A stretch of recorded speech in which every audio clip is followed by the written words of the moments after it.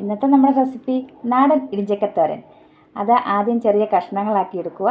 ഉപ്പും മഞ്ഞൾപ്പൊടി ഇട്ട് വേവിച്ചെടുത്തത്. അതിന് വേണ്ട കൂട്ടുകൾ: തേങ്ങ, ചെറുജീരകം, വെളുത്തുള്ളി, പച്ചമുളക്, ചുമന്നുള്ളി, മഞ്ഞൾപ്പൊടി. ഇതെല്ലാം കൂടി മിക്സിയിലിട്ട് ചതച്ചെടുക്കണം. അതുപോലെ ഇടിച്ച് വെച്ച ഇടിഞ്ചക്കയും ചതച്ചെടുക്കണം.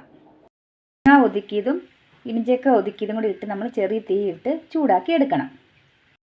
താളിക്കാനുള്ള സാധനങ്ങൾ: കുറച്ച് അരി വേണം, വറ്റൽമുളക് വേണം, ഉഴുന്ന് വേണം, ചെറുതായി ചുവന്നുള്ളി വേണം, കടുക് വേണം, കരിവേപ്പില വേണം. താളിക്കാം. അപ്പം പാത്രം ചൂടായിട്ടുണ്ട്. ആവശ്യത്തിന് എണ്ണ ഊറ്റി കൊടുക്കുക. ചുവന്നുള്ളി ഇട്ട് കൊടുക്കുക.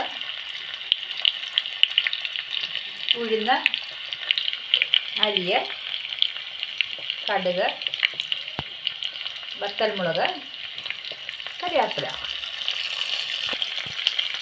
എല്ലാം മൂപ്പിക്കണം. താളിച്ച് എല്ലാം കൂടെ ഒഴിച്ചു കൊടുക്കുക. അപ്പോൾ നമ്മുടെ നാടൻ ഇടിഞ്ചക്കത്ത് റെഡിയായി. എല്ലാവരും ട്രൈ ചെയ്ത് നോക്കണേ.